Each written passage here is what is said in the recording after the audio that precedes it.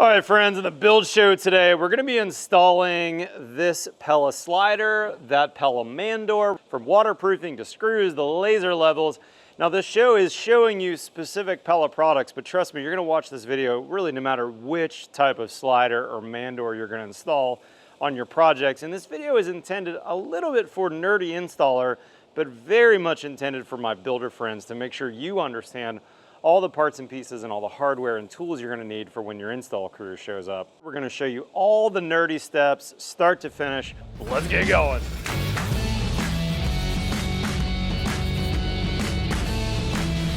All right, guys, so we've rewound time. It's the beginning of the day. We've actually already started with this frame install here, but let me introduce you to who we're going to use as a bit of a technical guide today.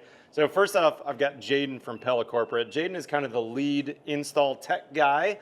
And then I've also got Matt Zellner. Matt is my local Builder's First Source window and door specialist. And he's the guy basically I bought my Pella package through. So let's start with you, Jaden. Talk to me about rough openings. What do we need to think about when it comes to rough openings? Because that's vital to making sure when you come to install that you're actually going to install and not back up to the framer again. Absolutely. So common minimum rough opening recommendation is a 1/2 inch oversized in width and height. That's your bare minimum you'd want to start with. So for Pella's cladwood products, we recommend 3/4 of an inch, and that gives you some extra room for flashing the material thickness buildup as you might tape the rough opening pan and the sills. You want extra room for that, as well as if the RO jamb is slightly out of plumb or out of level. You lose that clearance right away if you only have a 1/4 inch clearance. So Gotcha. Starting with that is a bare minimum, and then going around and making sure all your rough openings are the right size and will fit your product. So if I'm hearing you, I'm basically hearing 3/8 between your product and the structural framing, which gives me space to shim, which gives me space to both foam and air seal around that window. Absolutely. But I would tell you guys that having a little bit more space is always better. You might even plan for a 1/2 inch in there, but you don't want to plan for too much, right? We don't want a giant gap between your rough opening and your windows. Yeah, and for doors, oftentimes you might have a pan on the sill that also takes up some material thickness. That's a great point. And for wide openings, you want to account for some header deflection allowance. Got it. In the future as well. So. Okay. Now let's get over to this rough opening and show you a couple things we need to think about ahead on this door install. All right, Matt, talk to me about rough opening and what we're looking for before you guys get started on the install. The big thing we want to look for on a rough opening, Matt, is, what's our slab condition? What's our, where is the weight going to be bearing on the sill itself? So we want to make sure that's nice, level, and flat. So something a little different about this house, Matt, most Texas houses that are slab on grade, that door actually might be sitting on the slab. In my case, I've got an insulated subfloor detail. Stay tuned for that on future episodes of the Reisinger build project. But basically, Matt, this 2x4 right here is going to be flush with my subfloor. So this is where the weight of this Pella sliding door is going to be bearing. That's great. And as you can see, we've got a couple lasers set up. We're going to use the green one, and I think it'll show it a little bit better. But we did have a slight high spot in your sill plate. Yeah, so Matt and I looked at this ahead of time. And if you look at my tape, you'll notice that my green Bosch laser is like inch and 7/8, let's say. And Matt, where are you down there? I'm sitting at about 2 3/16. So, Okay. A good 1/4 inch difference between that. And with a sliding door, you definitely want to make sure that sill is nice and level. It's going to give you the smoothest operation. We don't want a high spot on that door. It's going to mess with our action. Correct, correct. It may work just fine on the day you install it, but 6 months later, there's going to be a problem. So we want a nice flat sill. So what we're going to do is correct this 1/4 inch in height, which probably my slab is just a little bit off and the 2x are following that. What do you recommend we do here? Well, typically on most slab on grade, it would involve getting a grinder out and maybe grinding the concrete a little bit. But because of the detail that you're doing in your flooring, what we can do is actually cut this top plate out. We'll shim underneath this top plate so we've got full support going along the entire length of the sill and get that 1/4 inch gain over here, leaving this is about where it's at. And then we'll obviously air seal underneath that to make sure we don't have any air or water infiltration coming through that point. Makes sense. Now, Matt, we've got zip R on the outside, and that's why I've got this double bottom plate detail to capture the base of the zip R. Yes. A little bit wonky, but what we're going to end up doing is filling in this extra kind of cutout with a piece of pressure treat, so that way my sill has full bearing, because basically we ordered a door for a 2x6 type jamb. even though my inner wall is a 2x4 wall. That extra thickness is made up on the zip bar sheathing. So let's go ahead and get that done, and then we'll pick it up. Okay, Jaden, here's what we did so far. We've got the stretch tape on the sill. The guys did a great job on that. That's gonna come all the way past where the door is gonna go. That way I can make that my waterproof last line of defense. I did something a little wonky here though. I put a apron on here first. The reason being is I've got a deck that's gonna come here, and this will get a deck ledger board that will actually be flush with this bottom plate. And this allows me to put the ledger board in, flap this down, and have everything work with continuity in terms of making sure everything goes down and out. We're gonna use some stretch tape, we're gonna use some zip system flashing tape over the edge here to bring the continuity of the air barrier from the front of the zip in, and then later we're gonna back seal your door. All right, so Jaden, talk to me about how to install this door once we get this opening, water and airtight. Absolutely. So this door is ordered with a nailing fin, so it's going to have a fold-out flange that we want to set from the exterior. We can pass that door through from the inside. In this application, we're raised up off the ground, so that's going to make it a little bit more challenging.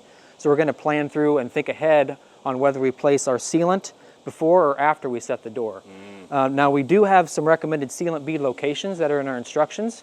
Some of our doors require anchoring through the sill, so we want to make sure that where that fastener goes, it's also driving through the sealant to help ensure that we don't have any water penetration issues. Now, thankfully, you thought ahead and had this nice overhang for us. Yeah, this overhang gives a lot of forgiveness on this door So we're install. much less concerned about water on this project, but that doesn't mean we wouldn't follow the best practices. That's right. We would recommend placing the sealant, the exterior skip seal, which we don't want to be continuous in case it needs to allow water out, a 1/2 inch in from where the outside of the door is going to be.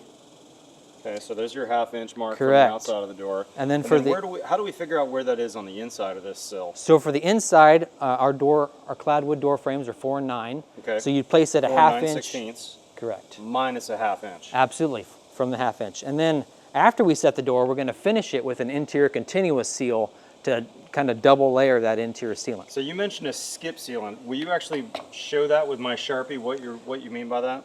Yeah, so you'd run your sealant for a while, and then you'd want to stop and skip a couple inches, and then continue again.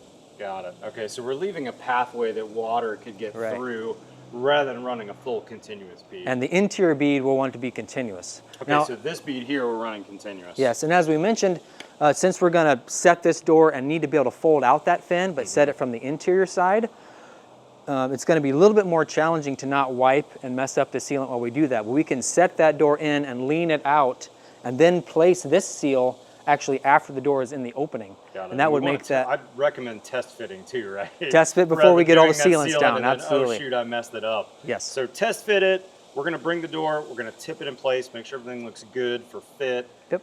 Then we're going to tip it back out. This is definitely a multi-person job.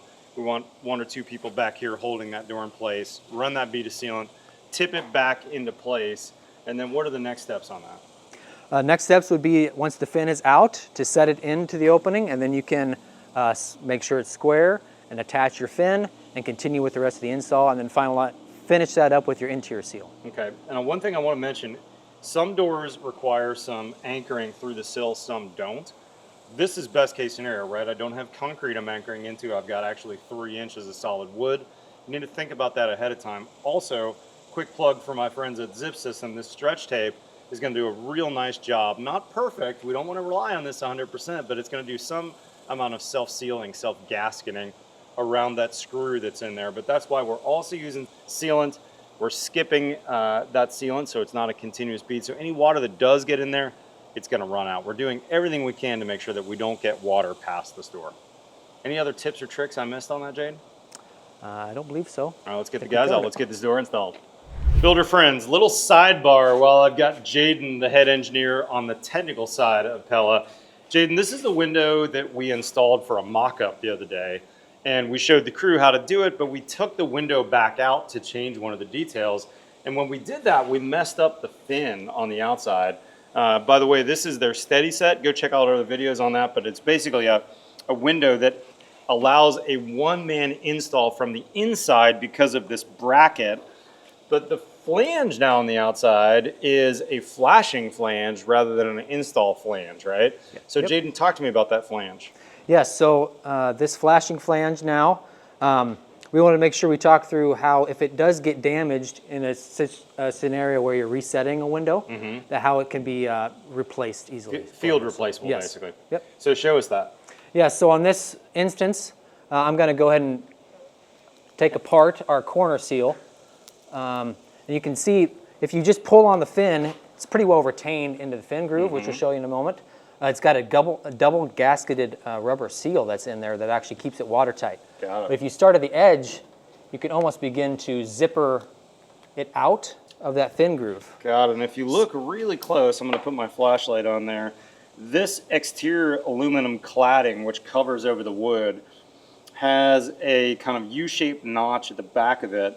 And then this gasket is actually pushing in there and making a good seal to seal this window. And as he said before, you can't pull it out if you were just to tug on it, but if you start on it, you could zipper it out. And that's making a watertight seal. So this allows you to replace that then, right? Yes, so if you had a damaged fin, you could order some replacement fin from your Pella sales rep. Yep. And it'll come in typically lengths of 96 inches, and then you Okay. can cut it to length and simply reapply it and begin at the bottom, work your way up. And then this corner piece is also replaceable, and Yes. this has a release liner on it so that you could release it and basically make a new watertight corner. Yes, you can replace this fin corner. Note it does have a pretty high tack acrylic based adhesive, so it does that's nice. can re-stick and it sticks really well. But we offer these as new replacement components also. That's fantastic. Good to know as a builder that if I had some damage on this flashing flange, it can be replaced. I thought you guys might want to know that. Okay, y'all, let me catch up a little bit on where we're at in the install process. And if I didn't say it earlier, the two guys actually doing the install work, the actual heavy lifting, are Matt's guys. Those are BFS installers. Matt, talk Yes. me through the door from the tipping point and what we're doing to install it from there on in. So from the tipping point after we get it in, of course, we've already sealed the bottom. Yep. So now we're going to square and level and plumb the door into that opening. Gotcha. From there, we did the extra work up front on the sill, so we know that's nice and level. Yep. We're sealed to that, so now we're going to spend a lot of time with the lasers, making sure everything's plumb level and square. Gotcha. Then we're going to secure that into the opening. We're going to do it through the nail fin on the outside, and once that's in, we can actually tape the outside, but we're also going to add some additional fasteners through the jambs on the interior. We're going to use trim screws Gotcha. to frame, put additional fasteners, security into the frame of the door, into the actual framing. And one thing I want to point out, Matt was smart enough to think ahead of time that I've got zip R sheathing, and we don't want to just fasten this door with that nailing fin straight to the zip R. We actually need to get back to the structure of the house. So you've got Yes. some longer screws. Yes. So it kind of looks kind of like a cabinet install screw, right, with a big fat washer head that will engage on that fin, on that nailing flange, I should say, on the outside. So that'll get secured all the way back to the framing. That's exactly what that is, and it's rated for treated lumber, so I know it's good and secure and Perfect. no issues. Makes sense. And then I think we said this earlier, but this is the fixed panel that goes on with the frame. So the last step in this process, once we get the jamb plumb, secure, level, all that good stuff, is then going to be setting that final panel, right? Correct. Once everything's plumb level and secure, they'll bring that sliding panel, they'll bring that to the exterior, tip that in from the outside with Pella on this particular series. It is an exterior sliding door panel. Yep. So, and then we're set for the remaining construction. Towards the end of construction, we'll bring the screens out, we'll put the actual door hardware on there. That way it's fully functional. Okay, let's let you guys get back to work. We'll catch up in a bit. Thank you. Matthew, great prep job, looking awesome. Same detail with the caulking like we did with the sliding glass door. Kind of a U-shaped bead at the back, some skip caulking at the front, and now that door is going to be bedded in a bead of sealant. One thing to note that I actually almost messed up, but Matt caught for me. He asked me what my finished floor elevation of my finished flooring is going to be. We actually waterproofed this opening. Matt asked the question, and I realized, oh shoot, I actually need to shin this door up a little bit. And so we put in an extra 3/4, basically 1x6 at the sill, and then re-waterproof that again with some zip stretch tape. And so now this door won't sweep a rug off the hardwood floors when we install that, because my subfloor height will be even with the top of the 2x4 top plate, or bottom plate, pardon me. And then the hardwoods will basically be flush and will tuck in right here underneath the door. so that if I've got a rug there, we're safe. And reveals look real good over here, Matt. So talk to me about both the slider and this door in terms of securing it in the opening. So very similar method in both. Because of our zip R that you're using on the home, we had to get a little bit creative. Do you have those screws? Let's actually show these guys. I do. As a matter of fact, I have them right here. So are these GRK screws that you're using? They are. So normally if we had solid sheathing on the outside, we could just screw right in with all the screws that Pella gave us. And in fact, quick shout out to Pella while Matt's grabbing those screws. If you look at this screw pack that Pella gives you, check it out. The screws that would actually be showing are pre-painted black to match my black jam, and then screws that are unpainted, these are meant to go like behind weather stripping where you wouldn't see them. That's kind of cool. But Matt was thinking ahead and realized, hey, we don't have solid sheathing on the outside for that attachment flange, so what did you use instead?